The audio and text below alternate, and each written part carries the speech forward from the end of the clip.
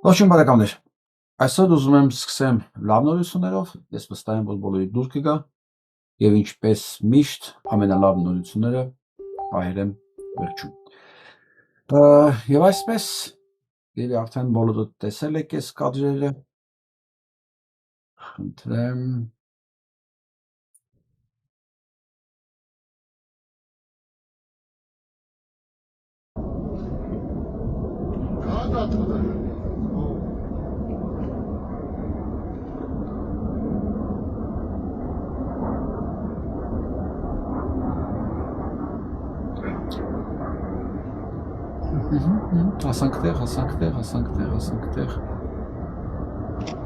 հասանք տեղ։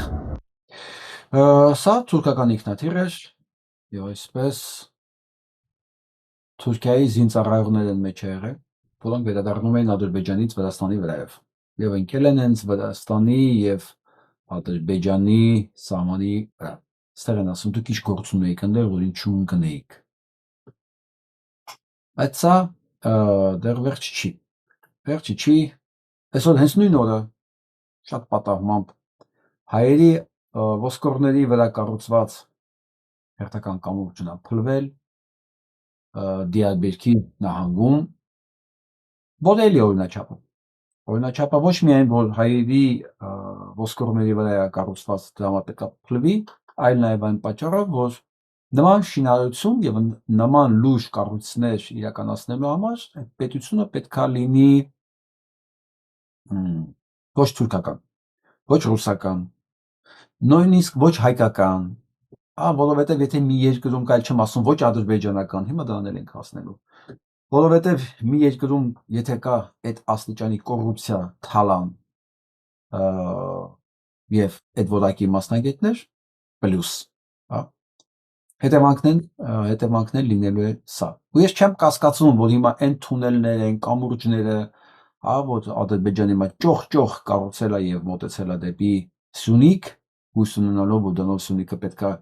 ճեղքի ու անցնի, արժանանալու են նույն ճակատագրի։ Նույն տրամաբանության մեջ է։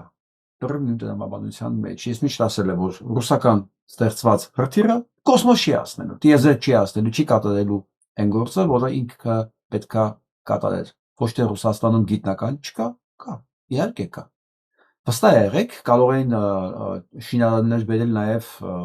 գիտնականներ բերել, լավ ճարտարապետներ բերել նաև Թուրքիա, բայց դա չի որոշողը միայն, այլ աշխատուժը եւ տրադիցիաները։ Իսկ կոռուպցիան այնպիսի մի տրադիցիա է, որ երևի ծնելա դուրս է եկել այդ մահմեդական միջավայրում։ Դժվար է ասել ռուսական թե մահմեդական առաջինը որտեղ է, բայց ես վստահ եմ, որ մահմեդականն է եղել առաջինը եւ ծլել ծաղկելը ռուսական տարածքում եւ ոչ միայն ռուսական։ Ցավոք սրտի մենք էլ դրանից այն կողմ շատ հեռու չենք գնացել, ու դա ես զգուշացնում եմ, այն ինչ որ Հայաստանում է կառուցվում այդ բազմահարկ շենքերը, այդ ճանապարհները, եթե դրան նմանները կան, դրանց վստահության տոկոսը իմ մոտ զրոյական, հաշվի առնելով ովքեր են դրա հետևում կանգնած, ինչ շինարարներ են կառուցել եւ այս տրադիցիաները թալանի, կոռուպցիայի, այսինքն կամ բետոնն է քիչ եղել, կամ ցեմենտն է քիչ եղել, կամ արմատուրան ճիշտ չափի չեղել եւ բազմաթիվ այլ պարամետրներ անպայման խախտել են, որ մարդիկ ուղղակի այս process-ում փող աշխատեն։ Ամենալավագույն օրինակը հյուսիս-հարավ ճանապարհն է, որը սկսել էր դեռ 11 թվականից։ 11 թվականից ծախսվել է դրա վրա արդեն 5 միլիարդից ավելի փող։ Կարծեմ։ Մի խոսքով, բայց դա շարունակվել է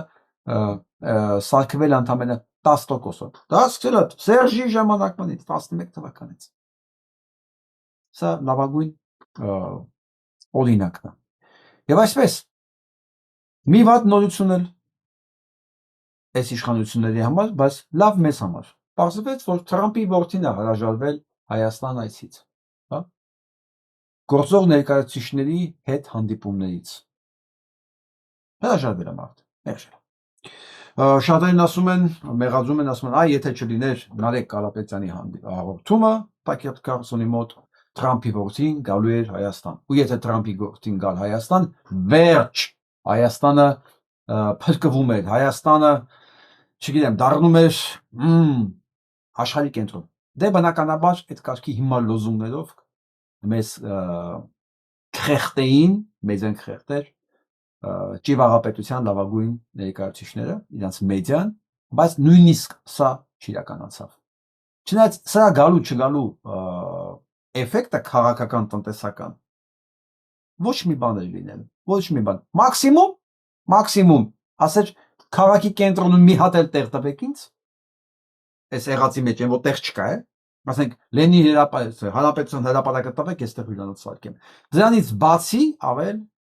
Թրամփի տղեն հաստատ առաջարկելու բան չէր ունենա, բայց նույնիսկ դա չիրականացավ եւ սա ավելի շատ քաղաքական է, քան տնտեսական։ Լսենք ինչից են նեղված իշխանական ներկայացուցիչները։ Բարձում ասես մի հատ ինչ-որ բան կա, Արնոլդ Բլեյան, ինքն է խոսում։ Իդեպ մենք խոսում ենք Սերժ Սարգսյանից եւ Ռոբերտ Քոչարյանից, իրականում իրենք արդեն մարած օբլիգացիաներ են։ Ես կարծում եմ, որ Սամվել Կարապետյանի ուժը հակապետական ուժ է եւ սպառնալիք է Հայաստանի Հանրապետության գլխին։ Պատկերացնում եք, հակապետական ուժը եւ սպառնալիք է Հայաստանի Հանրապետության գլխին։ Տերորիզմ են իրականացել Արնոլդ, չգիտեմ ինչ է, իրական չէ։ Հա? Տերոր են իրականացել, ինչ է նշանակում հակապետական։ Ծառայում են օտար երկրների շահերին, որն է այդ ապացույցը, դասենք ինչ ապացույցով կսվերում է։ Ես այսօր ունեմ տեղեկություն, որ իրենք սկզբից 1 միլիոն դոլար էին առաջարկել, գիտեք, որ Դոնալդ Թրամփ կրծերը նախագահ Թրամփի որդին, ավագ որդին պատրաստում է ժամանել նոյեմբերի 12-ին Հայաստան։ Գիտեք, որ իրենք ընտանեկան բիզնես ունեն, հյուրանոցներ են կառուցում, Trump Tower կա Թբիլիսիում, Trump Tower կա Բաքվում, Երևանում չկա։ Երևանում ոչ միայն Trump Tower չկա, Երևանում շատ բան չկա։ Եվ ինչ է որոշում Trump Tower լինել կամ չլինելու հանգամանքը։ Trump Tower կա նաև Թուրքիայում, Ստամբուլում։ Եվ տեսնենք էլ հիմնավորումը։ Եվ իրենք ուզում են գան այստեղ, հենց այս օրերին Սերբիա հետ են իրենք պայմանագիր կնքել, Սերբիայում են կառուցում, եւ իրենք ամեն ինչ փորձում են անել, որպեսզի այցը տեղի չունենա։ Եվ սա ոչ թե ինչ որ բիզնես շահերի հակադրություն է, այլ պարզապես իրենք հասկանում են, որ իրենք ահռելի գումար են հիմա ծախսում Միացյալ Նահանգներում, որպեսզի վարկաբեկեն Հայաստանի Հանրապետությունը։ Հասկացաք, ինչով է ինքը հակապետական ահռելի գումարներ են ծախսում, որպեսզի վարկաբեկեն Հայաստանի Հանրապետությունը։ Ոնց ճշմարտություն ասելով սրանք իսկ թվում է բոլորը նույն տեղից են առաջացել։ Իմ մոտ այտենց կասկածներ կա, որ սրանք բոլորը նույն տեղից են առաջացել։ Ես հələ միջև առաջ չընկնեմ, ես սրանց ուզում եմ ասեմ ձեզով ընդհանրապես եթեր տալիս։ Այսինքն ձեզ նկատում մարդկանց, որոնք չեն հասկանում, որ իշխանությունն ու պետականությունը դրանք նույնը չեն։ Հա? Այն որ Նարեկ Կարապետյանը կիսատ պրատ, այն է շատ մեղմ անցավ Հայաստանի վրայով, Հայաստանի վարչապետի վրա, շատ մեղմ իրան կարել էր ուղղակի այնտեղ խաչել։ Հա? Դա չի նշանակում, որ դա ինքը արդեն հակապետական ուժ է։ Այսինքն դուք ձեզ ինչի տեղ եք դրել։ Այսինքն ձեր մասին ոչ մեկ պետք է չխոսա, եթե խոսեց, ուրեմն ինքը հակապետական ուժ է։ Կախեք միանգամից բոլորին։ Կախեք, ասեք, ով Նիկոլ Փաշինյանը չի սիրում, հակապետական է։ Նիկոլ Փաշինյանը դա պետությունն է, վերջ։ Ու այս ինտելեկտով, այս գլխով մենք էլ այդ մասին խոսել ենք։ Մարդիկ կարծիք ունեն, իրենց կանչում են կարծիք հայտնելու ու նույնիսկ մարդ կարող է սա տարածելու։ Այսինքն իրենց համար են Նիկոլ Փաշինյանը դա պետությունն է։ Այսինքն փաստորեն մարդ կա, որ հավատացել է, որ Փաշինյան Նիկոլը դա պետությունն է։ Այ եթե դու գնացիր Տակեր Կարլսոնի մոտ Ամերիկայի Միացյալ Նահանգներում, ասեցիր, որ Հայաստանում իշխանությունը հետապնդում է եկեղեցուն եւ կալանավորում է մարդկանց, ապօրինի ու խլում է բիզնեսները, դա հակապետական ուժ է։ Բա դա նշանակում է վարկաբեկել Հայաստանը։ Ես հիշում եմ մի անգամ այտենց բան Սերժիկ Սարգսյանն էր ասում, ներվել էր մեկից, ասեց ներսի կեղտոտ լվացք, դուրս տանել, փռել, բան, այտենց Եվրոխորհրդում ընդդիմադիր պատգամավորների ելույթներից էին նեղված։ Փաստորեն իշխանությունները փոխվում են, տխմարները չէ, տխմարությունը չի փոխվում։ Իսկ տխմարությունը կայանում է մի բանում, որ տխմարների մի շերտ կա, որոնց համար դա պետականությունը դա վարչապետն է։ Դրանց ուրիշ ինչ կարելի ասել։ Դրանց ուրիշ ինչ կարելի ասել։ Դրանց ոչ հիմա պետք չի ասել, պետք է լցնել միտեղ ու կերակրել են ցորենով, ավելի ճիշտ են անասնակերով, որ ներմուծել էին որպես ցորեն։ Իհարկե մենք դրան կհասնենք։ Քանի որ այս կարգի տխմարները չեն տեսնում Փաշինյան Նիկոլի հանցագործությունները, մենք ստիպված ենք դրանց ցույց տալ։ Նաև դրանց, հա։ Այս օրերին խնդրեմ, այսպեսի մի փառահեղ նկար տարածեցին ադրբեջանական մամուլը, սա Արցախում է։ Սա Արցախում է։ Հիմա կարող ես նկար տարածել հակապետական, չհիշացնենք Արցախը ով է հանձնել։ Ուզում եք չհիշացնենք Արցախը ով հանձնել, թե Արցախը հանձնելը դա հակապետական գործունեություն չէր, բայց հանձնողի մասին խոսելը, ցեղասպանության մասին խոսելը, ընդ որում ստեղ մեծ խնդրեմ ունի նաև Նարեկ Կարապետյանը։ Այո։ Ինքը կիսատ ներկայացեց։ Արցախից հայերը չեն հեռացել։ Արցախից հայերին զտել են։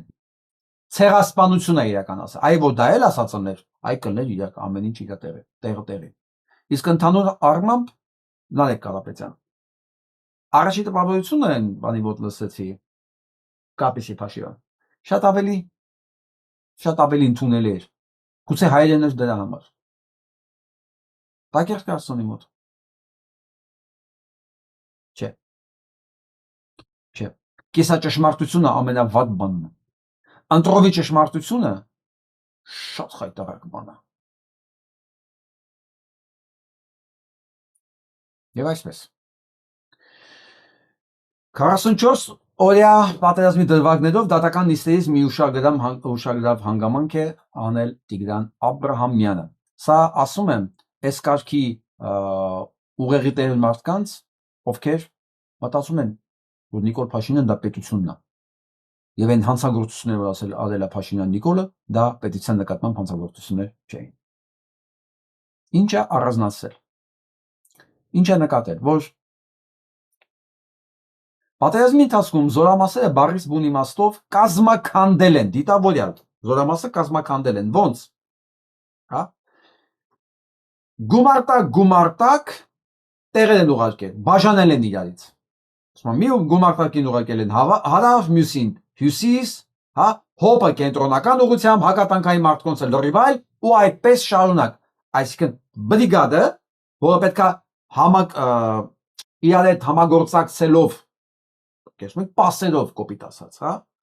իրար ինֆորմացիա տալով օգնելով, մի գործաներ ցրել են, որ նա ոչ մի գործ չկարողանա անի։ Ոչ մի գործ չկարողանա անի։ Ինքն էլ է ասում, բրիգադը որպես կարևոր օղակ իր մարտունակությունը ապահովում է կառուցվածքային հատուկ ստորաբաժանումների ձևավորման եւ առկայության պարագայում, հոպի խնդիրների ապահովումից մինչեւ հետախուզություն։ Այսինքն նրանք սա միտեղ իրար հետ պետք է աշխատեն, իրար հետ համակարգվեն, որ արդյունք ունենա։ Երբ այդ օղակները չեն գործում, այլընտրանքով չեն ապահովում, բրիգադի խնդիրը կատարելու հնարավորությունը կտրուկ նվազում է, պատահականության վրա է։ Ուրեմն 44 օրյա պատերազմի ընթացքում ոչ մի ռևիզիայի կարգավիճակ, ռեզերվային կարգավիճակ ունեցող զորավիրավորումներն իրենց ոչ կազմով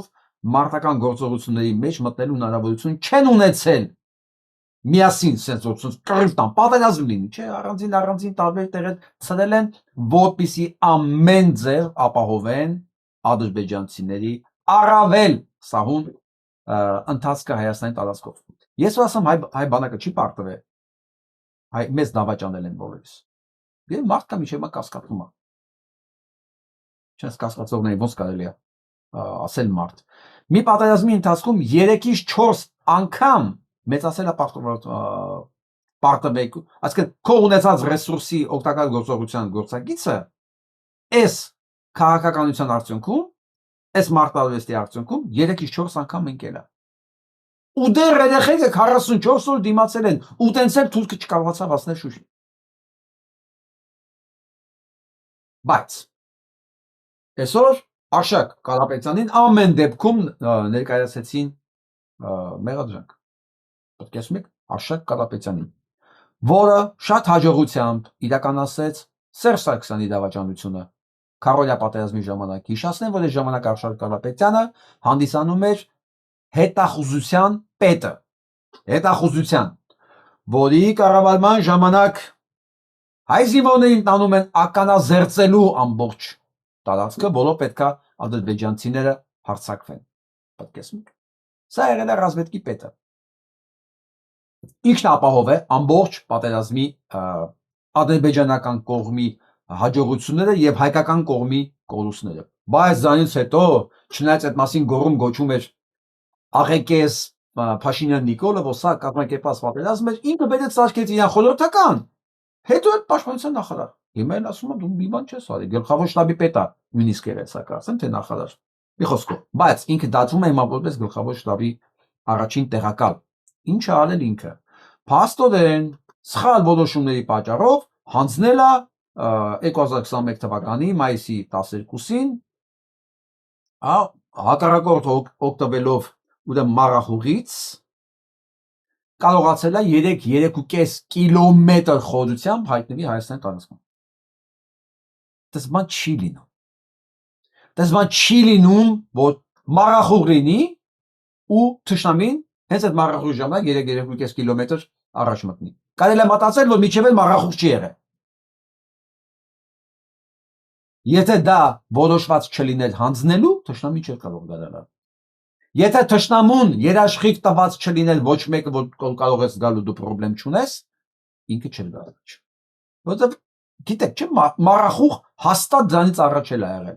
Սերբլեջի տարածքում։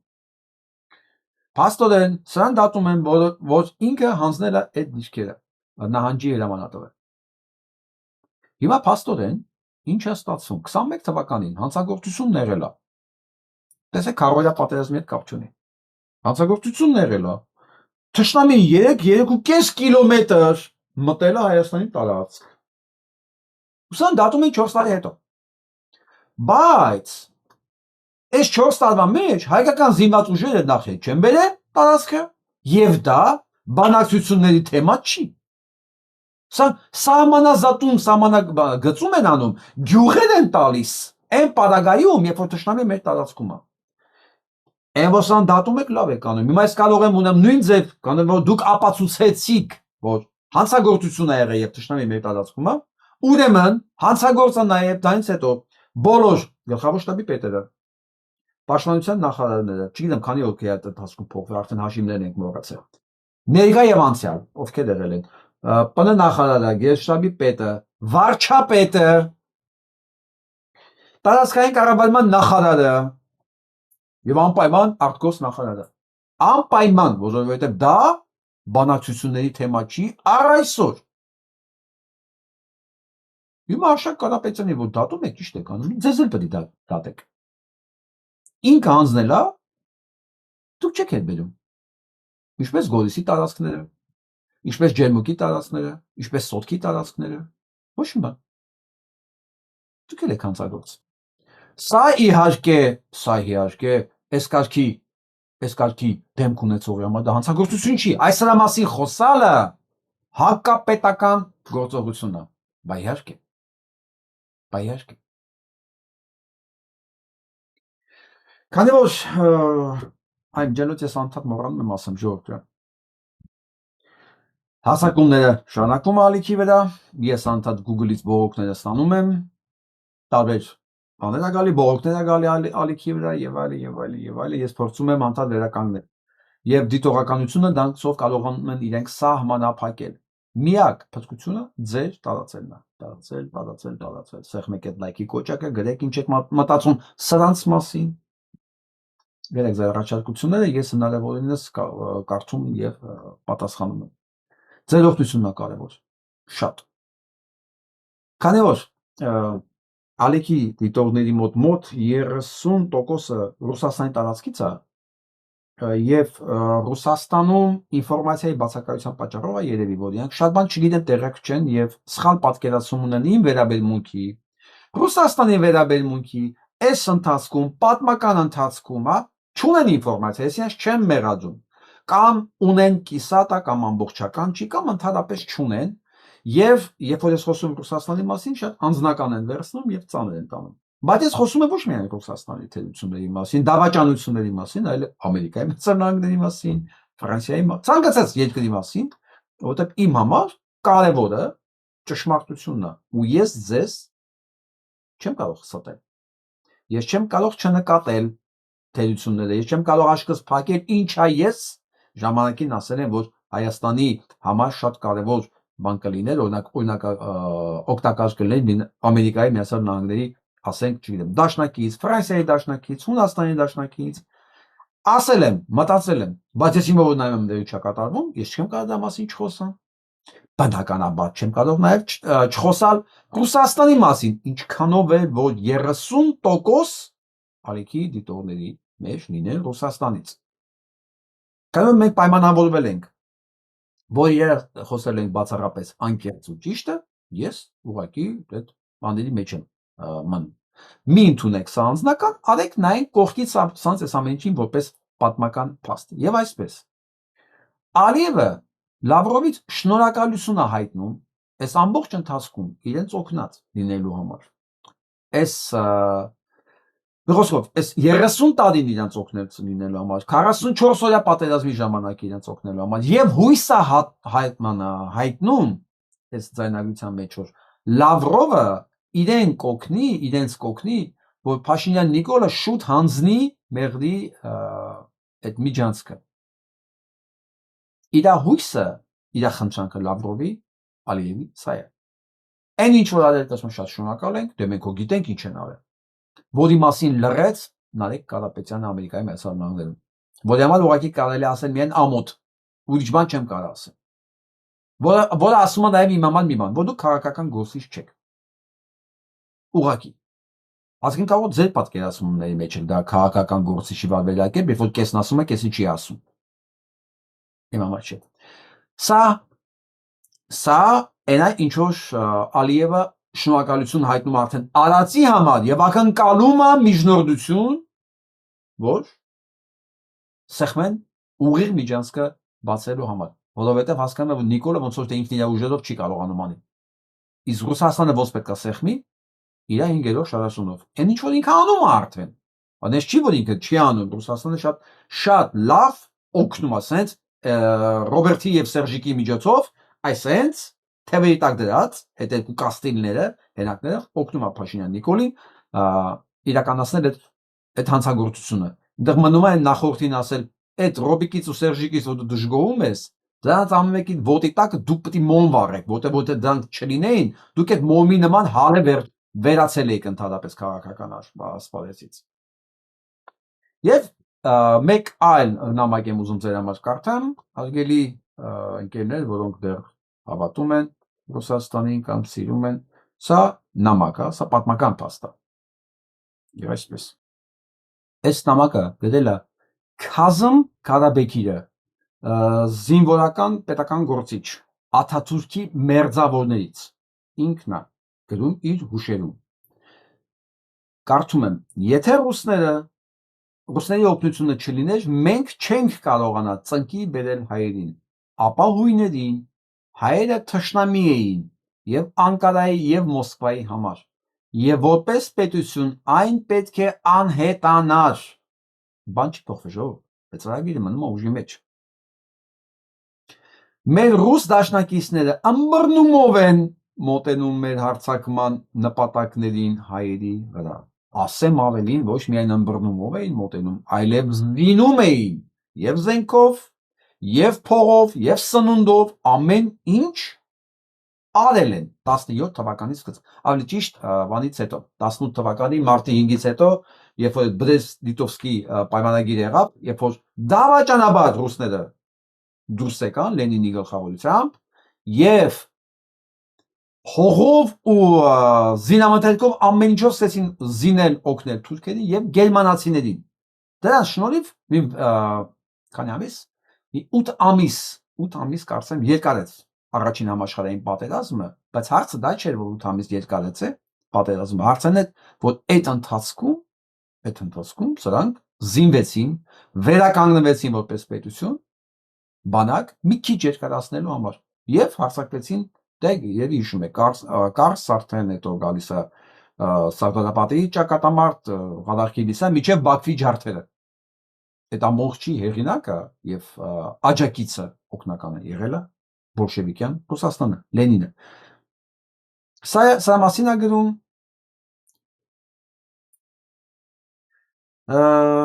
Քազմ Կարաբեկիլը կարող եք բացել կարդալ հիմա ես վստահ եմ որ էլի շատ իրականջի համար սա հաճելի չի լինելու բայց սա միակ դեպքը չի դրանից հետո իրանք կրկեցին Մոսկվայում ռուս-թուրքական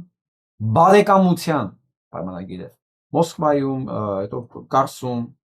ու առ այսօր հավատալին են այս իրենց մոդելին որ հայերը պետք է պետություն չունենան պետք չունենան Էլ չեմ ասում, որ 53 թվականին պլանավորված էր արդեն, որ Բերիան, Ադրբեջանի ժամանակվա կոմկուսի նախագահը պետքա 1 միլիոն հայերի արտաքսում ապահովեին, որով վերանում էր հայկական պետականությունը, այսինքն ինքնավար հանրապետությունը եւ դառնում էր փոքրիկ ինչ-որ մի մաս։ Բայց Ստալինը, ասում եմ, ինչպես մի շաբաթ-ուրբաթի շուտ է գալիս։ Դե, մահանում է ու չեն կարողանում դա իրականացնել, իսկ հետո ձերբակալվելուց հետո այդ բոլոր մանրամասները գալիս է ջրի ես։ Սա մի փոքր անցում պատմությունից։ Գանք մեր օրեր, շատ կարևոր է, գանք մեր օրեր։ Այդպես չեք ներկայացել, հարցը դրանում է։ Նախ հարցնեք չի ասել։ Մեկը կարգը ներկայացել մինչև այդ, դու որտեղ ա դրած։ Իհարկե չի ներկայացված։ Ասել են ծորեն ա գալի։ Բայց չեն ասել որ անասնագիր է։ Ով է ասած։ Իսկ ասել են որ ուրիշ ծոր է։ Ասել են դիվերսիֆիկացիա այլընտրանք է։ Ասել են Իսկ այդ ծորենը դիվերսիֆիկացիա ենթակա չի։ Ծորենը ծորեն չի։ Կենթանի ոլորտում է հետո մեզ ինչ-որ բան չի տալի։ Խոսքը նրա մասին է, որի սկզբանը չի նշվել։ Ինչ տարբերություն, անասնագերա թե ծորեն։ Դա ճիշտ է ասում մարդը։ Դուք չեք հասկանում, որ իրենց համար դա միևնույնն է։ Անասնակերա թե սորեն։ Իրենց դա իրենց կերն է։ Իրենց մասին ժամանակին շատ լավ ասել է ասում։ Դու անասուն։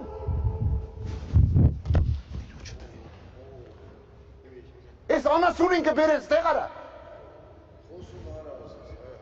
Նա անասուն։ Շտապ անել իրեն դուրս։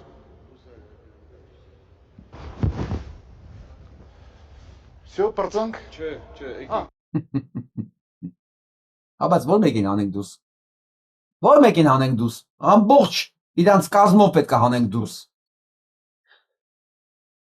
Դուք հասկանում եք ցինիզմը որտեղ է ժողովուրդ ջան։ Այստեղ։ Հիմա իհարկե կարելի է շատ բաներ անել, հումորներ անել, դե հա իրանց համար նորմալ է, դա իրանց կերն է եւ այլն եւ այլն։ Այնքան կարող են վարիացիա անել, միջև առավոտ։ Վարիացիա այս թեմաներով։ Բայց սա տակ թաքնված է տեսնում եք։ Ակնհայտ արհամարանք ուղղակի նվաստացում այն մարդկանց նկատմամբ ում կառավարելու պարտականությունը իրանք վերցել են իրենց վրա։ Սա է։ Հիմա այս երիտասարդը երևի իրան նայում է այստեղ։ Եթե չեն նայում իրան տեղ հասցրեք։ Այո, մենք գիտենք, որ ձեր կերը հենց դա է։ Դուք ճիշտ եք ասում, ինչ տարբերություն, հա։ Անասունը ուտում է անասնակեր, բայց մեկ ինչ կապ ունենք։ Եթե դու ես ամեն ինչից վատ ես զգացել երիտասարդ, երևի վատ ես զգացել, որ դու ասել մի քիչ ուղեղ ունեցող եւ արժանապատվություն ունեցող մարդը պետք է իրան վատ զգար։ Ենթադրենք դա կա ու քեզ վատ ես զգացել։ Ժողովրդից մի նեղացի։ Նեղացի են մարդկանցից, որ քեզ տարել դրել են այդտեղ։ Տարել դրել են այդտեղ։ Ասել են դու խոսելու իրավունք ունես։ Այ դու արդեն կարծիք ունենալու իրավունք ունես եւ դու կարող ես պետական մասշտաբի կարծիք ունենալ, այսինքն որոշել է ինչ տարբերություն անասնակերա թե սորենա, ինչ կա ինքերեք։ Այ դու իրանցից պետք է նեղանաս։ Ու բոլոր նրանցից որ ասել են դու խելոք ես, դու կարող ես։ Իրենք քեզ այսօր բերել են դրել են այդտեղ, որ ամբողջ հայ ազգը ով մի քիչ արժանապատվություն ունի, որ ասի, արա, այ անասուն, այդ կերը քոնն է, դի մենք դու ոնց կարող ես մեզ դա բերել դնել մեր դեմ։ Այ ժողովրդից պետք չի նեղանալ։ Ժողովրդի ռեակցիան շատ բնական է ու adekvat։ Նեղացի նրանցից, ով քեզ ասել է կարևոր չի դու կարաս թե չէ, կարևոր չի դու ուղեղն ու ինտելեկտը ունես թե չէ, այդ տարական կուլտուրան հարգանքը մարդկանց նկատմամբ ունես թե չէ։ Դոշիդ խփի, որ դու քպայական ես, ուրացի ինչ ուզում ես եւ դու կարող ես ասել ինչ ուզում ես։ Խնդրեմ, այդ դեպքում պատրաստ պետք է լինես նաեւ լսել այն ինչ որ չես ուզում լսել, որտեղ այն ինչ որ հիմա կատարվում է ինտերնետում դա ուղիղ քո գործունեության, ճակերտավոր եմ ասում, գործունեության հետևանքն է։ Բա մյուս կողմը նայենք, Կարեն Քիմյանը շատ հետաքրքիր դիտարկում արել։ Ամենասկզբից այս ինֆորմացիան գալիս էր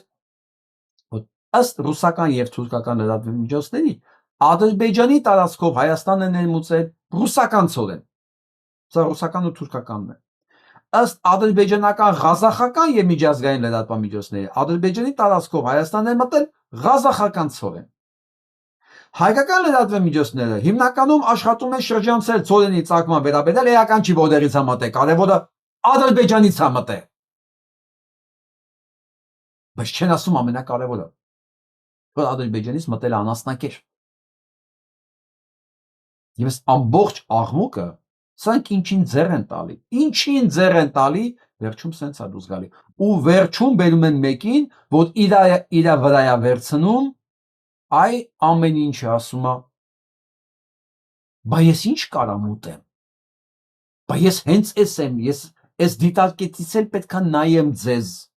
որովհետև հոգեբանության մեջ է այդպես, ով ինչպես վերաբերվում է դիմացինին, իրան նույն ձև են վերաբերվել, վստահ եղեք դրանում, դուք նայեք, կարող եք նայել ձեր շուրջը, դասիրակված երեխան նորմալ ընտանիքից դուրս եկած երեխան, փողոցում, իր շրջապատում մնացածին վերաբերվում է անենց, ոնց որ իրան են վերաբերվել, չսիրված երեխան, ծեծկերած երեխան, անտեր մեծացած երեխան, այդ ագրեսիան ինչ որ տեսել է դրսում, ինքը դուրսն է տարածում, մտածում է դա նորմալ է, կյանքն է տենց, եթե քեզ ծեծել են, դու էլ պետք է ծեծես, դա նորմալ է, եթե քեզ սիրել են, սիրելն է նորմալ ուրեմն, եթե քեզ հարգելն է նորմալ եւ դու հարգում ես։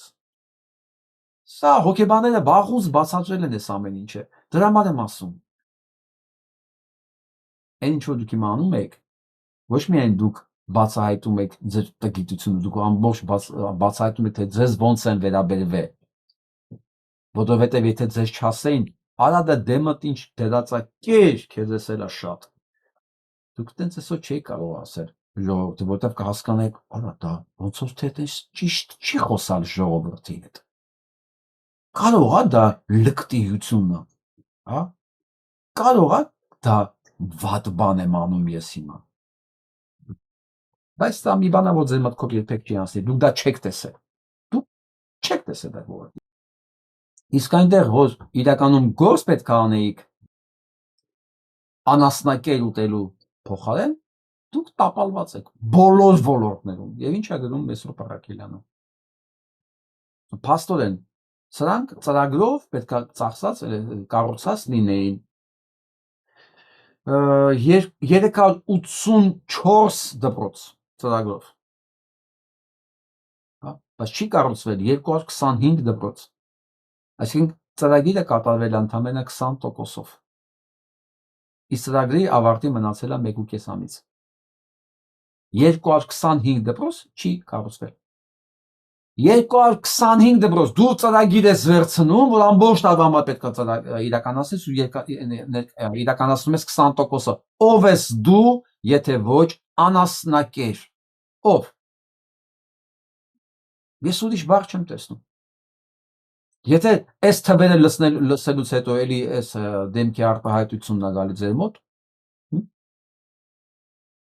այսինքն չնայած դուք ուրիշ դեմքի արտահայտություն ունեք, որ գա ձեր մոտ, սա է։ Բայց դա մեզ քիչ է մխիթարում։ Մենք պետություն ենք գործում։ Մենակ ձեր մոտ կարա ամեն օր մի բան տեղի ունենա։ Պայթուն հիմա էլ Ալմավիրի գազալցակայանում։ բոլորի պատճառները մեկն է։ Կոռուպցիա, վերահսկողության բացակայում տոտալ եւ անտեսություն։ Սպանություններ, պայթյուններ, փլուզումներ, սա հետևանքն ինչ որ ես ասացի, ոչ միայն Թուրքիայում է, ոչ միայն Ռուսաստանում է, ոչ միայն Ադրբեջանում է, հələ մենք տեսնելու ենք, լսելու ենք, հա, այլ նաեւ Հայաստանում։ Այս սիստեմն է։ Սիստեմն է, որովհետեւ այդ համակարգի գլխին կանգնած է այս որակը։ Այս որակն է։ Բայց ինչ արդյունք պետք է տալ այս որակը։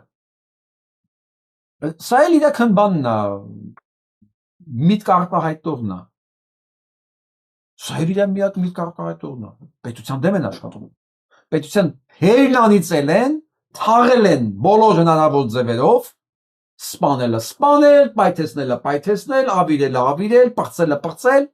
դրա մասին խոսալը պետության դեմ։ Բա դուք ինչ եք ուզում եք, մենք ինչ պետություն պետք է ունենայինք։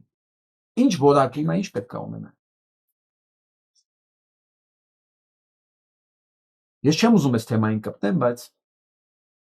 միսս ուզում եմ։ Եթե գնանք ասենք 2000 տարի առաջ, լավ, գնանք մարդկության սկզբից, հա, մարդկությունը ո ստեղծել է։ Մարդիկ ցանկություններ են ունեցել, ինչի չի լինում սենց, ինչ որ կամ ինչի է լինում, հա, ի հայտ են եկել շամանները, որոնք սկսել են բացատրություն տալ բաներին, երևույթներին, թե ինչի կայծակ, արևը ինչի է լուսաբանը դուրս գալիս, ինչի փոթորիկ եղավ, որ քո տունը քանդվեց, հա, որովհետև ընդդեմ մի հատ Զևս կար, ասենք լավ, հա, բարկասավ եւ քո տունը քանդվեց, կամ ջուր տարավ, հա։ Հետո գալիս է ավելի հասուն շրջան, տարածում են կրոններ, չգիտեմ, հուդայիզմ, քրիստոնեություն, հետո մահմեդականություն, սկսում են բացատրել երևույթները, որ սա սենց է, սա նենց է, սա նենց է։ Հետո գալիս է տեսնում են այդ մեխանիզմները այդքան լավ չի աշխատում, մարդիկ էլի անում են ինչ որ իրանք պետք է գուցե չանեին, ավելի խտացվում այդ գույները, ավելի են ճզմում մարդկանց, ավելի են խստացնում ռեժիմները, գալիս է ասեն ինկվիզիցիայի պերիոդ, հա, կրոնի տոտալ վերահսկողություն եկեղեցիների, հետո գալիս է 19-րդ դարի վերջ, այս ամեն ինչի դեմ ապստամբություն, նոր կրոնների փորձ ստեղծելու փորձ, դե արդեն հիշում եք Նիցշե, Լենին, Ստալին, Հիտլեր, հա, հիմա արդեն Փաշինյան Նիկոլ, մի խոսքով, հիմա մի հատ էտապի մեջ ենք, որ մարդիկ լսել են ինչ-որտեղ մի հատ բան, քվանտային ֆիզիկայի մասին է խոսացել Էյնշտեյնը, ուրեմն քվանտային աշխարհ էլ կա անդե, ուրեմն եթե քվանտային աշխարհը կա, եթե դու սենց անես, հա, սենց ուզես, սենց մտածես, սենց բաներ է լինելու, ես այս ամեն ինչը լսում եմ, ես ամեն ինչս նայում եմ, ես ամեն ինչի մեջ, գիտեք ինչն է, ընդհանուր գծով գնում, ընդհանուր գծով գնում է մեկ բան, բոլոր սիստեմներում, համակարգերում, բոլոր ժամանակներում անհատը եղել է ոչ մի բան, անհատի վրա ոչ մի պարտականություն չի եղել, ոչ մի կոնցեպցիա, ոչ մի կոնցեսիա, ոչ մի կրոն չի ասել, որ դու ես ստեղծողը, դու ես առաջի պատասխանատուն, ոչ թե որ աղոթես կփրկվես, այլ պետք է գործ անես, ոչ թե որ մտածես կփրկվես, այլ պետք է գործ անես, ոչ թե ժամանակի մուծվես եկեղեցուն կփրկվես, չէ, պետք է գործ անես, ոչ թե սպասես բանին, չգիտեմ, տանես ոչխար մատաղանես Զևսին, որ փրկվես, չէ, պետք է տունը տամուր կառուցես, հա։ Ոսես որ նայում եմ, ես գալիս եմ այդ ամբողջ միտքը դավանանքը, հա, մարդ ուզում է հեթանոսամի, ուզում է անհավատ, սես գալիս եմ բոլորին եմ անդրադառնում, էլի։ Հանած ամենակարևորը գործ անելը, պատասխանատվությունը, սեփական պատասխանատվություն, սեփական ձեռը վերցնելը, սեփական շրջապատի համար, սեփական ճակատագրի համար պատասխանատվությունը ձեռք վերցնելը, երբ որ մարդիկ չեն վերցնում, սենց բաներն են ի հայտ գալիս, որ գալիս են մեզ սովորացնելու, ոնց ապրել, հասկանում եք, գալիս են մեզ սովորացնելու, թե ինչ ուտել, ինչի, որովհետև մենք տեղ ենք թողել սրանց համար, որ իրենք մեզ սովորացնեն ինչ անել, ոնց ապրել, հետո արդյունքում տենում եք մեր պատմանը, մեր մեքենաները պայթում են, բա ոնց պետք է լինի,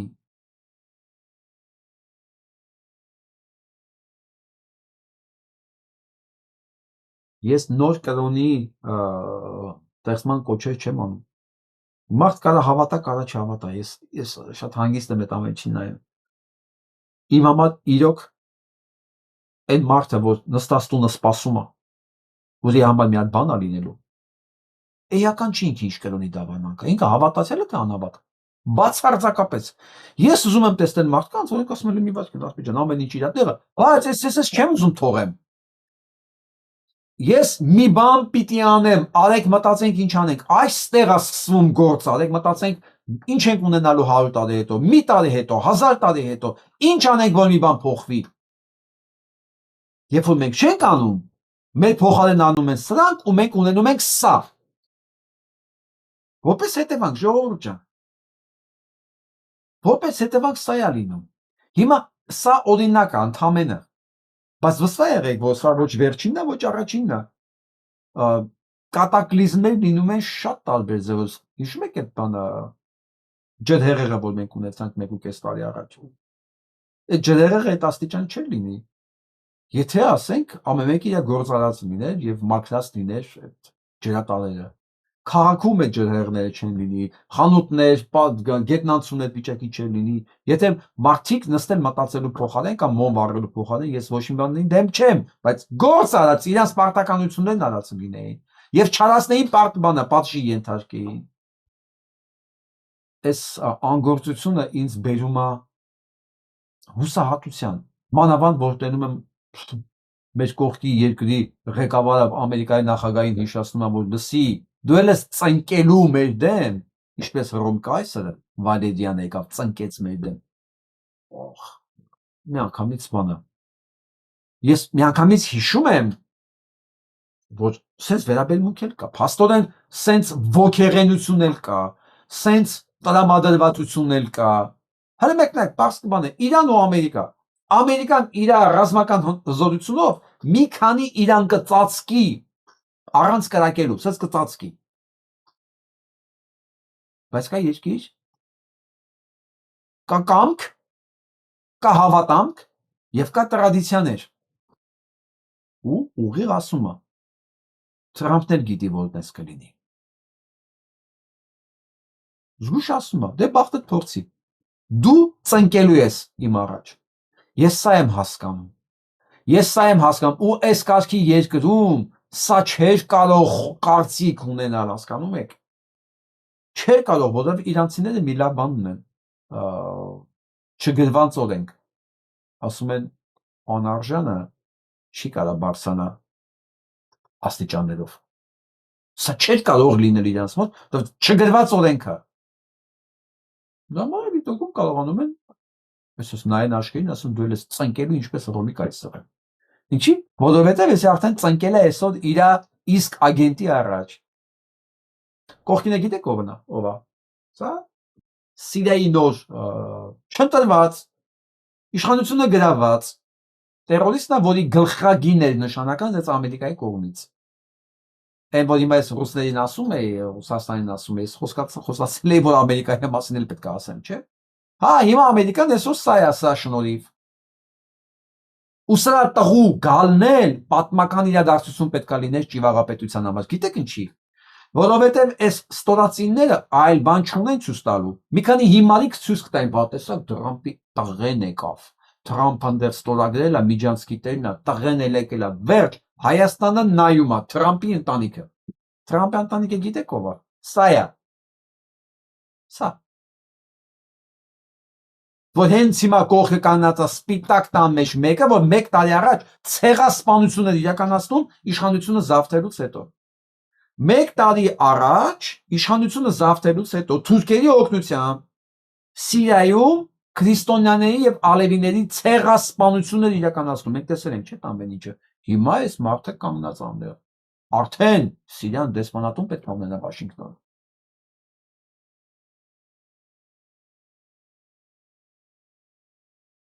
Սա բոլոր նրանց համար, ում համար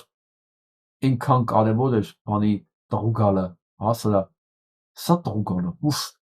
սա պետք է գալ ու սաղաթներ լուծվելու էր, սաղ, ու սա ներկայացնում, որտեղ ժողովրդավարական Ժողովրդավարական երկրի առաջնորդ։ Դե եթե սա է ժողովրդավարական, բայց ներագույնը ինչ պակաս ժողովրդավարական երկրի ներկայացուցիչը։ Ինչով է պակաս ներագույնը սրանից։ Էս էլ է ցեղասպանությունը իրականացնել, նա էլ է ցեղասպանությունը իրականացել։ Էս էլ անօրինական, էս էլ անօրինական։ Բայց երկուսն էլ Թրամփի մոտ WhatsApp-ի համար ունեն։ Հա ինչա, չզանգիկ մատ իմանայիք, այդ ինչի չի գալի։ Թե ձեր զանգերի պատասխանող չկա։ Այ ողջ մերիներ։ Ես միշտ ասել եմ, որ սա դատվելու է։ Մնայեք։ Գնեսետում շանակվում է իր դատը։ Ու այս կինը ուղակի Նաամա Լազիմի մեղադրել է ուղիղ նրա մեջ, ինչի ես ասել եմ միշտ։ Հոկտեմբերի 7-ի կազմակերպման, որ իբր պաղեստինցիներն էին հարձակվել։ Նոյեմբերի 7-ի կազմակերպման դիտավորյալ կազմակերպված պատերազմի մեջ եւ պահանջում է դատել Տանյանը։ Ինքը մի հատ բան ունի այստեղ, փեսկություն։ Ամեն գնով, ամեն կետ շուտ պատերազմ սկսի Իրանի դեմ։ Դա է լինելու է իր վերջը։ Սրանց վերջ եկել է։ Ու մեր բոլոր թշնամիների վերջն է եկել։ Մեր բոլոր, ով քարան է մեր վրա։ Դա սատանա է։ Ոչ թե որ մեր վրա է նետել, չէ։ Ոսես նայում ենք, գլոբուսի վրա նայեք, ովքեր են հավաքված մեր դեմ։ Ինչքան չարիք կա, չարիքի կենտրոն հավաքված են մեր դեմ։ Թուրքիա, Ադրբեջան, Իսրայել, այսինքն։ Ռուսաստանի համար մենք առուցախի առարկա ենք։ Ռուսաստանը անմիջական թշնամի չի։ Ուղղակի մեր հաշվին բան անում, առևտուր անում ենք։ Բայց իրական թշնամիները սրանք։ Դրա հետև դες մի կողմը Ադրբեջանի կողմից մի կողմից Ռուսաստանը կանգնած Թուրքիայի հետ, այնից կողմից Ամերիկան է այսօր կանգնած Թուրքիայի հետ, էլի։ Բայց է, դուք բոլորդ հողմերի պես կորչելու եք վայրակ։ Ու ես հիմա կասեմ ինչ եմ այդ կարծիքին։ Չինաստանն է շատ ակտիվացել ու խոստանում է, որ միջազգային դատարանով ինքը ուղղակի ավիրելու է Իսրայելը։ Ես հավատում եմ, որ կանի։ Գազային ցեղասպանություն իրականացնելու համար։ Խոստացել է միջազգային դատարանով հասին նրան, որ ուղղակի դատեն Նետանյահուն։ Նետանյահուն դատելը դա սիոնիզմն է դատել։ Նետանյահուն ինքը մարդ չի։ Նետանյահուն ինքը Իսրայել է սովա Իսրայել պետության մարմնավորումն է։ Դա սիոնիզմն է,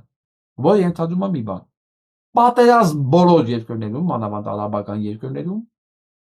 իրանց մոտ բան չկա։ Խիղճ, բարոյականություն, չէ, խնդիրներ չունի։ Եթե պետք է կոտորել մի ամբողջ ազգ, հարց չկա։ Նույնիսկ եթե այդ ազգի մի մասը հրեաներ են, էլի հարց չկա։ Իրանց համար իրանց նպատակները մի քանի միլիոն հրեա, մանավանդ որ իրանք ունեն կաստաներ հրեաների, մի քանի միլիոն վատ հրեա երկրորդ կարգի հրեա կոտորելն էլ իրանց խնդիր չունի։ Հայը կամ արաբը ինչ կարող է իրանց համար արժեք լինի։ Դե հիմա մեծն սին խոստացել է ու սպառնում է իրան ջարդել միջազգային դատարանով։ Սա շատ հետաքրքիր հոդված է այսօր։ Այսօր է դուրս եկել ու այդ աղջկա դեմքը ցույց տամ ձեզ։ Լավ, փոխեց երևի։ Ուրեմն խոսքը գնում է 18 տարեկան Լեյլա Ստիլման անազգանով, որը հարավային ափում, արևմտյան ափում Պաղեստինի 3 ամիս ընդեղ է եղել, աշխատել է, օգնել է պաղեստինցիներին։ Մի խոսքով, ու իր աչքերով ամեն ինչ տեսել է, նամակներ է ուղարկել, գրել է, ու իրան դեպորտացիա են արել։ Դեպորտացիա։ Ու ինքը գրում է, ոնց որ թե ես, ինքն էլ հրեա է այդ աղջիկը ասում է, ես փաստորեն ես լավ հրեա չէի երևի Իսրայելի համար։ Ու մի ամբողջ sense բանը, մանրամասներ է գրում, թե որտեղ է եղել, ինքը Ամերիկայի Միացյալ Նահանգներից է, հա, ոնց է գնացել այնտեղ, ինչեր է տեսել, ինչ եզրակացություններ է արել, դեպորտ են արել։ Ու ինքը գրում է, ոնց որ թե ես այդքան էլ լավ, ես այդ ճիշտ ճակերտավոր հրեաներից չէի։ Տեսեք, 18 տարեկան։ միած սերունդ է մեծանում ժողովուրդ, որ սրանք իրենց ստանդարտներ ունեն։ Սրա հետ աշխարհը դեռ չի կարողանում հաշտվի, որ իրենք արդեն ազդեցություն չունեն, իրենք չեն ղեկավարում այդ սերունդին։ Ընդ որում այդ սերունդը կարևոր չի ինչ ազգա։ Այսօրվա գլխավոր մեռածները, որ մեռել են, բայց չեն թաղում, կամ իրանց չեն ասում, որ տրամադրությունները չընկնի, այս Թրամփը, այս չգիտեմ Պուտինը, Նետանյահունը, Էրդողանը, Ալիևնը, Նիկոլնա դրանց մեջ։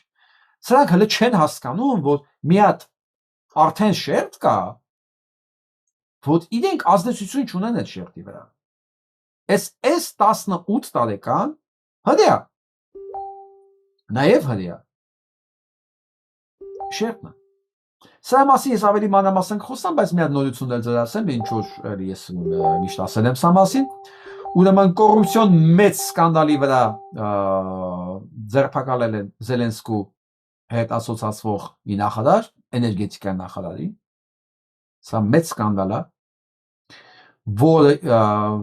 որը փաստորեն մեղադրվում է 100 միլիոն եւ ավել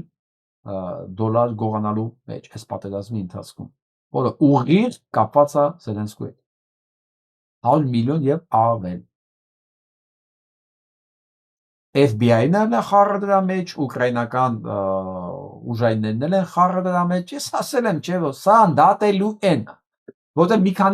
քանի ամիս չասեմ, սուտ երևի։ Մոտ մի տարի հետո արդեն իմ համար պարզ էր, որ սա դիտավորյալ է երկարացնում պատերազմը, ինքը ուներ արդեն ռեսուրս կոնկրետ բան իրականացնելու։ Բայց այս պատերազմի երկարելը երկու կողմի համար, բացի այդքան մարդ սպանելը, արդեն ես դրանել եմ հավատում, որ սրանք հատուկ մարդեր են սպանում։ Նաև ես միշտ ֆոկուս եմ եղել կոռուպցիոն մասի վրա, որ սրանք պատերազմը երկարացնում են մի բանի համար ուղղակի։ Հիմա պարզվում է նաև մի բանի համար, որ ինչքան հնարավոր է այս ընթացքում թալանեն, որովհետև չկա թալանի համար ավելի հարմար պերիոդ իրավիճակ, քան պատերազմը։ Պատերազմի տակ կարելի է սղացնել ամեն ինչ։ Բոմբ եկավ անգավ շենքի վրա, արդեն վերջ։ Ամեն ինչ։ 1 միլիոն մարդեր ընդ կամ 1 միլիոն փող կան ընդ, վարվեց գնաց, վերջ։ Կամ ռեմոնտ արած էր էդի, գնաց։ Ասի պատերազմը այնքան բան է, ասենց սղացնում ակից։ Պատերազմը միշտ եղել է ամենամեծ փողեր աշխատելու ընթացքը։ Եվ խնդրեմ FBI-ն է բացահայտել այդ ամբողջ սխեման ու տվել է ուկրաինական բանը մարմիններին ինվեստիգացիոն բանը հետաքննչական, եթե sense կարելի ասել։ Ոնց մի խոսքով ես հակակոռուպցիոն մարմինին է տվել, որ էլ փախնելու տեղ չկա։ Էլ փախնելու տեղ չկա։ Սա մասին եմ ուզում խոսեմ։ Սա ու այս աղջկա բանը նույն թեմայի մեջ է։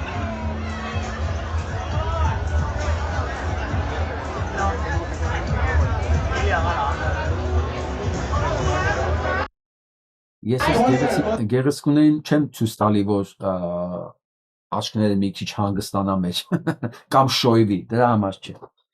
Այսօր հետաքրքիր բան է կատարվել, մի ստիեզքի ժամանակ այդ կազմկոմիտեի նախագահը Թայլանդում սկսել է ծաղրել, գոր կռալ Մեքսիկայի ներկայացուցիչի ինչ-որ մի բան է ասել, որ պետք է արվի, ռեկլամի համար նկարվել, խաղադրույքների հետ կապված ինչ-որ կամպանիա, որը հովանավորն է եւ դա ռեկլամների համար ինքը պետք է նկարվեն, ինքն ասել է, ես պետք է ստուգեմ իմ երկրի օրենքներին, դա ես կարող եմ թույլ տալ թե չէ։ Մի խոսքով, այս բանի հողի վրա սկսել են նվաստացնել, այդ կադրերը կա, հա, որ դու ես սուս մնա, ես խոսում եմ չհամարձակվես, միսս ինչ-որ սկսում են նեղացնել ու տաղճիկը սկսում է լացել, նեղացնում է, վիրավորում է, վերջում էլ ինչ ասես ասում է, հա, իր հետ մասնակիցները դուրս են գալիս, լքում են տարածքը, չեն թողում այդ աղջկան մենակ։ Այս բոլոր աղջիկները, ոնց ես մեկ արտաքինից նայում ենք, հա, դե ոնց է մեր մոտ բան, որտեղ գեղեցիկ առանձնապես խելոք պետք է չլինի եւ այլն եւ այլն։ Չէ, այդեն չի։ Ասում եմ, միա սերունդ է մեծացել, որ այդ մեծ սերունդը չի հասկանում, որ իրենց հետ նույն լեզվով չի կարելի խոսալ։ Ասենք 20 տարի առաջ Ոչ մի գեղեցկուհի կազմակերպիչի հետ չէր կարող հակառակվել, որովհետև այդ գեղեցկուհի ճակատագիրը այդ կազմակերպիչի ձեռքն էր։ Ամեն ինչ կլանային էր, չնայած հիմա էլ կա կլանային հանգամանք, բայց այս մեծ միջավայրը չկար շփումների։ Չէ՞ որ այս աղջիկները միջև ստեղ հասնելն էին այդ մեծ սոցցանցերի մի մասնիկ, որոնք իրանք են ընտրում, ում հետևեն, ում լսեն, ում խորհուրդները նայեն, ումից օրինակ վերցնեն։ Այն առաջվա այն կլանայինը, որ դու ուզում ես լավը լինի քո կյանքում, դու պետք է իմ նման լինես, իմ ձեռի տակը լինես։ Ինքը վերանում է քիչ-քիչ։ Դրա համար է 18 տարեկան աղջիկը Ամերիկայի Միացյալ Նահանգներից հրեան գնում է Պաղեստինի համար աշխատելու։ Դրա համար էլ էս գեղեցկուները, որ թվում է սրանց իրանց թագ ստանալու համար, իրանք պատրաստ են իրենց հակառակորդների կորկորտը կրծել, բայց ասում է չէ, իրանք կարող է Instagram-ով ընկերներ են, ընկերուհիներ են։ Իրանք ինչ-որ մի հատ ընդհանուր հետաքրքրություններ ունեն, իրանք մոդա են սիրում, մեքենա են սիրում, կոսմետիկա են սիրում, չգիտեմ։ Իրանք այդ մի ընդհանուր ցանցի մասնիկ են, որտեղ կա ամենակարևորը կոնսենսուս։ Լավի, վատի, բարու, չարի, իրավունքի, չիրավունքի։ Եվ այս մանր փոքրիկ դրսևորումները, որ ես ամեն անգամ խոսում եմ, որ լսեք, դուք չեք հասկանում ինչա փոխվել։ Փոխվել է աշխարհում կոնսենսուս։ Երիտասարդները այդ կոնսենսուսը գտել են, բայց Թրամփը Սի Ցզինպինի հետ չի կարող գտնի, որտեղ իրանք հին ֆորմատի մարդ են, գիտեն իրանք պետք է հարձակվեն Իրանի վրա անպայման։ Իրանն էլ հանգիստ ասում է, արի եւ կծնկես այնպես, ինչպես Ռոմի կայսրը։ Այս երեխեքը պատերազմի երեխեք չեն։ Այս սերունդը իրար ընկեր են Instagram-ում, TikTok-ում եւ այլն։ Այսինքն սա գալիս է մի բան, մի վիճակ, որ այս հին մեթոդները նոր սոցիալական կոնսենսուսի պայմաններում չեն աշխատում։ Այս աղջիկները բանը ռիսկի տակ դնելով իրենց գահը, ստանալ կամ չստանալը, արհամարեցին այդ բանին, այդ աղջիկը դուրս եկան։ Ասել մենք ցույց չենք տա, այս անարդարություն է։ Դա արդեն իրանք ուրիշ արժեքների, թող տենց ընչի, հա, արժեքների կրողն են։ Ոչ թե ասենք այն հին, եթե ես կազմակերպիչն եմ, ոնց ուզեմ քո հետ կարամ խոսամ, ինչ ուզեմ կարամ քեզ անեմ, որ դիրքով ուզեմ քեզ կարամ կանգնացնեմ։ Աղջիկներն ասեցին, չէ, վերջ, առաջվա ձեր հնարավորությունները անցել է, այդ դարը վերջացել է։ Հիմա սա եմ ուզում նայեք, Լոս Անջելեսն է սա։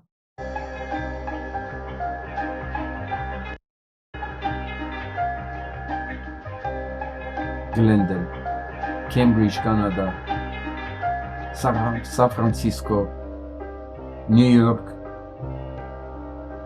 Vancouver,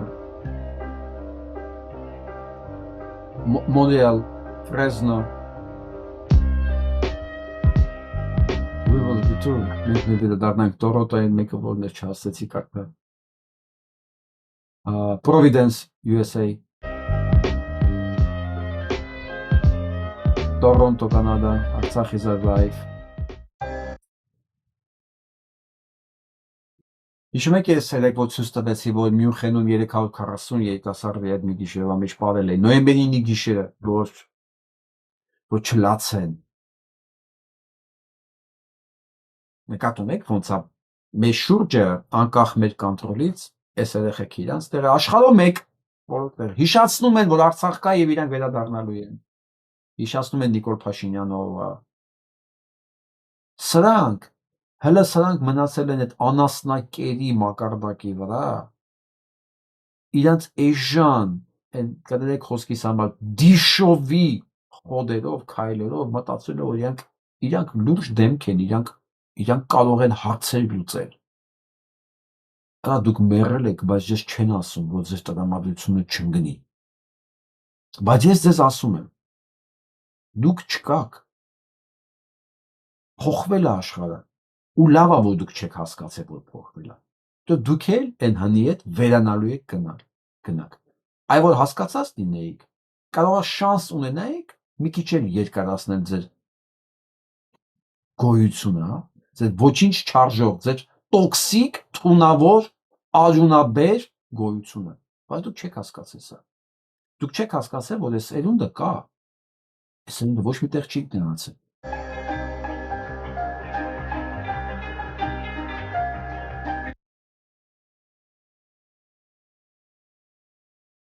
Դուք ձեզ մեղավոր զգում եք, որ Բաքվում գտնվող գերիներ ինքնասպանության փորձ են կատարել։ Հա, իհարկե։ Ինչու եք նամակում։ Որ 18 թվին էշություն արեցի ու գնացի ընտրեցի այն, ով որ հիմա ղեկավարում է։ Այս առումով մի բան պետք է ասեմ։ Այո, սխալներ անում ենք բոլորս, արել ենք եւ կարող է էլի անենք։ Ընդհանուր, բայց սխալը չի վտանգավորը։ Ամենավտանգավոր բանը ճիշտ եզրակացություն չանելն է այդ սխալների վրա։ Եվ ամեն գնով այդ սխալը չուղղելը։ Այսինքն դու սխալ ես արել, այդ մի քանի պերիոդ կնախ խոստովանելը, որ դու սխալ ես, ու սկսել այդ սխալը ուղղելու մասին մտածել, գործողություններ իրականացնել, որ սխալը ուղղվի։ Առանց գործողության խոստովանել սխալը դա հերթական սխալ է, դա արդեն հաջորդ սխալն է։ Խոստովանությունը կարևոր է, բայց գործողություններ չանելը դա արդեն հաջորդ սխալն է, որը ավելի աններելի է, քան չիմանալով սխալ անելը։ Սա եմ ուզում ձեզ ներկայացնեմ։ Այն կանաչը տեսնում եք այդ Ֆրանսիայի եւ Իսպանիայի այդ տարածքը։ Սա բան բասկերի երկիրն է։ Ջալոս Մորիս Ռավելը ծնվել է այդտեղ։ Երևի դուք հիշում եք, եք որ խոսացի, արեք պատկերացնենք հա մի 1000 տարի հետո, ինչ ենք ուզում, ինչ Հայաստան, ոնց։ Այսօր մտքերից մեջ է սա գալիս բասկերը։ Կարծում եմ դեռ 1600-ական թվականներին սկսել են հետազոտություններ իրականացվել։ Արդեն եղել է հետազոտություններ իրականացնել բասկերի ծագման մասին։ Ու գտվել է, որ բասկեն ծագումը Հայաստանից է գալիս։ Բասկերը 1 միլիոն են։ Այս փոքրիկ տարածքը Ռավելն էլ է բասկ։ Այսինքն հայկական արմատներով։ Մոտ 1 միլիոն բասկ կա ապրող։ Ուրեմն պարբերաբար եղել են ուսումնասիրություններ, հա, ու ընդհատվել են։ Եվ 20-րդ դարում են եղել, եւ 19-րդ դարում են եղել, եւ 17-ից են սկսել, հա։ 20-րդ դարի վերջում են եղել։ Բայց կանգնել է, սկսել են աշխատել են ու կանգնել է process-ը։ Ես չեմ կարող ասել ինչի, չեմ հասկանում ինչի, բայց ամենակարևորը ես գիտեմ ինչ չի արվել այս վերջի 30 տարվա մեջ։ Հայկական կողմից ոչ մի բան չի արվել։ Չէ կարող արվել է, դուք մեզ չեք ասում։ Ասեք օրինակ Լևոնից միջև այս նեղացինը, ասեք ինչ եք արել։ Ինչ եք արել այս ուղղությամբ, ինչ ուսումնասիրություններ կան, ինչ գիտաժողովներ կան, ինչ մշակութային փոխանակություններ կան, որտեղ ասեն բասկերի հետ մենք 300 ընդհանուր բառ ունենք։ Արաքս գետ իրանք էլ ունեն, մենք էլ ունենք։ Արարատ գետ իրանք էլ ունեն, լեռ իրանք էլ ունենք, մենք էլ ունենք։ Կողմ ունենք, սպասես մի ամբողջ ցանկ կա, հա, ստեղ բառերի եւ տեղանունների։ Խնդրեմ հեսա։ Ուրեմն իրանք էլ ունեն իրանք արալարը, մեր արարատը։ Ուրեմն կա աշտարակ, գորիս, դեբա, շուբլիա, մենք էլ ունենք շուբլիա, արան, կարկար, կաշբի, ես բնակավայրերն ունեն իրանք, էլ չեմ ասում 300 ընդհանուր բառ ունենք, միասին, բա մենք պետություն չունենայինք, մի Հայաստան էլ ունենայինք հիմա անդե, ես չակերկավոր եմ ասում Հայաստան, այսինքն մենք ունենայինք մշակութային ընդհանուր կապեր, փոխանակել իրանք մեր մոտ գային համերգներով, մենք իրանց մոտ գնայինք ազգային ցույց տալու համար, ընդհանուր բաներ գտնելու համար, մենք ունենում ենք միանգամից մի հատ հզոր աջակիցների 1 միլիոնոց բանակ, հա, հենց Ֆրանսիայի եւ Իսպանիայի արանքում, Եվրոպայի մեջ։ Էլ չեմ ասում մեր համշանահայերի հետ կապված պատմությունները, դրանց կողքի վրա հրացենկում պահելը։ Մենք ունեինք մշակույթի, մենք ունեինք Սփյուռքի նախարարությունն այն նույնիսկ, որ իջացեցին սարքեցին մի հատ օֆիսի մակարդակի, որը թուրքասիրության տարածումով զբաղված։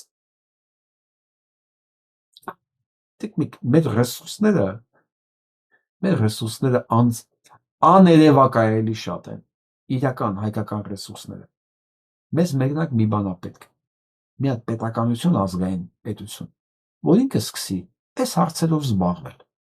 այս հարցերով շփվել, խոսալ, միջոցառումներ անցկացնել, բերել, տանել, գնալ, բացել, ինքնաճանաչում ապահովել եւ Թուրքիայում ապրող մեր հայերին, եւ Սիրիայում, եւ այն տեղերը, որտեղ իրանք իսլամացած են կամ Հայաստանի հետ կապը կտրածա, ակտիվ չեն, բայց այդ օջախները ակտիվացնելով մենք կհասկանանք, որ մենք հրեաներից ոչ միայն պակաս չենք, այլև ավել ենք, գիտեք ինչով ենք ավել, որտեղ հրեաները իրանք իրար մեջ ատում են, այնտեղ կա դու լրիվ հրեա չես, դու կիսատ հրեա ես, դու այդքան էլ հրեա չես, դու սեմիտ ես, բայց դու սեմիտ չես, դու օրթոդոքս ես, բայց դու սեմիտ չես, դու սխալ հավատացյալ ես, մենք այս բաները չունենք, մեզ պետք էլ չի, մի բան կարել էր, ուղղակի գտնել մեր ընդհանրությունները, մենք էլ կպարզվեր, մենք անեց ազգ ցանցենք, որ մեզ հնարավոր չի բռնել միտեղ ուզենաս գցես ձեռդ բռնես, կողքից այնքան խփող կլինի ձեռիդ, որ ոչ մեկ ռիսկ չի անի, ոչ մեկ։ Մենք նույնիսկ կոնկրետ թիվ չգիտենք, թե Ռուսաստանում եւ Ամերիկայի Միացյալ Նահանգներում քանի միլիոն հայ ունենք, ոչ մեկ չգիտի կոնկրետ թիվը։ Ինչպես ոնց կիմանան կոնկրետ թիվը, նույնիսկ պատերազմում սպանված երեխեքի կոնկրետ թիվ չեն ասում սրանք։ Սա բասկետը ընդամենը մեկ էպիզոդ էր ցույց տալու համար, որ մենք ինչ չբացահայտված գանձ ունենք այնտեղ։ Պատկերացնում եք ինչ հետաքրքիր բաներ։ Մի քիչ իրաց մասին շատ բան իմանալ, իրաց մեր մասին ասել, իրանք սեին մտածել, գնալ գալ։ Կարող գային, ես իմ փորձից ասեմ, ես 2005 թվականին դիրիժորների կոնկուրսեր մաստեր կլաս Պիտերում, Սանկտ Պետերբուրգում։ Եվ մեր մասնակիցներից մեկը 60 հոգի էին, դրանցից մեկը բանը բասկ էր։ Այսինքն իսպանացիներ կային, ես չգիտեի, ես առաջ անգամ այդ ժամանակ եմ տեսել բասկ։ Ինքը միշտ տարբերվում էր։ Ու այս բասկերներն են տարբերվում։ Իրականում բասկերը շատ տարբերվում են։ Տարբերվում էր դրանից, էլի, մնացածից տարբերվում էր։ Հետո որ ինքն ասեց այս բանը, ասեց իսպանացի չեմ, ես բասկ եմ։ Ասի, բասկ ո՞րն է։ Ու ես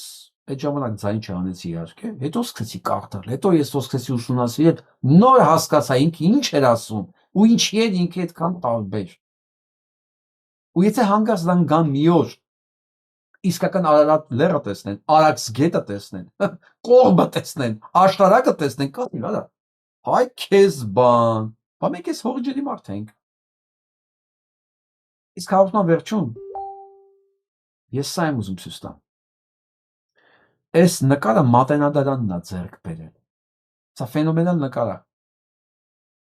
Այն վերևում տեսնում եք պատվանդանի վրա կանգնածը, դա Ստալինի արձանն է։ Իմաստը Մայր Հայաստանն է։ Սա կտավ է, կտավի վրա գործա ու այս փաստորեն այս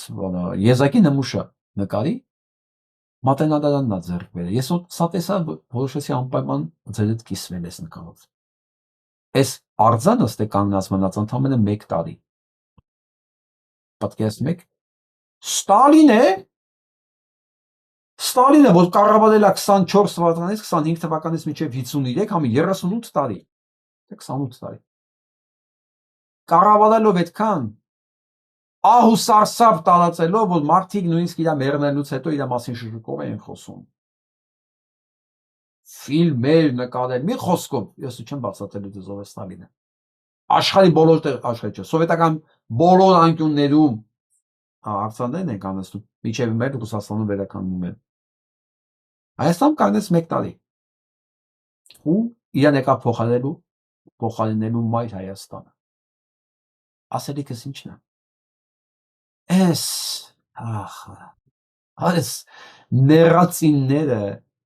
այս նեղագույնները, այս ոչնչությունները մտածում են իրանք ավելի շատ են, ավելի մեծ են, քան Ստալինը։ իրանք ավելի մեծ ազդեցություն ունեն, ավելի հզոր են, քան Ստալինը։ Եթե Ստալինի արձանը այդ բլուրի վրայից մեկ տարի ընդամենը կանեց ու վերացավ, տեղը կանգնեց մայր Հայաստան։ Դուք ով եք այս պատմության մեջ։ Մանավանդ ես նորից եմ կրկնում, դուք արդեն չեք տիրապետում իրավիճակին։ Աշխարհում ոչ մեկ իրավիճակին չի տիրապետում։ Ով հասկացել է, ինքը սկսում է նոր իրավիճակի հետ քայլել։ Ով չի հասկացել, ինքը գնալու է պատմության աղբանոցը անպայման։ Որովհետև դու չես կարող նստել այն պատկերացնում եք, սրանք սովոր են ասենք այն ձեռքից կորստելով մեքենա քշելուն, ասենք, մեկ էլ հայտնվել են մի հատ սուպեր ոչ թե մեքենայի մեջ, սա հրթիռ է, հրթիռ, դրոն, ոսից որտեղ ասեցել, ու սրանք ուզում են այս նույն մեխանիզմով, նույն մեթոդաբանությամբ մեքենա քշել։ Իրանց իմացած գյուղի ճամփեքով, չէ, տեխնոլոգիաները փոխվել են, ամեն ինչն է փոխվել, ճանապարհները փոխվել են, դուք չեք փոխվել, էդի լավ է չեք փոխվել, նշանակում է ձեզ բան չի մնացել։ Նորից հիմա ուզում խոսեմ վերջում Վարշապատի ինտրուկցիաների մասին, հիշեցնելով, որ չարը այս անասնակերերը, որ մեզ բերել են, որ մեզ կերցնեն, կներեք խոսքի համար, մեզ ուտացնել, չգիտեմ նույնիսկ ոնց ասնել, իրանց դեմը պետք է դրվի կիրակի օրը Վաղարշապատում։ Ազգովի այս բերած անասնակերը, մենք պետք է sense լցնենք այն բաներն, խոզերի համար sense բաներ կան, չէ՞, կիսախողովակներ, պետք է լցնենք sense դեմները այդ մեջ, սրանց բերենք, որ իրանց բերած կերը Վաղարշապատում կիրակի օրը մեր աչքի առաջ ուտեն։ Փոխաբերական իմաստով եմ ասում։ Այդ դա կլինի գործ։ Այսօր համար այսքանը, դա մնացեք։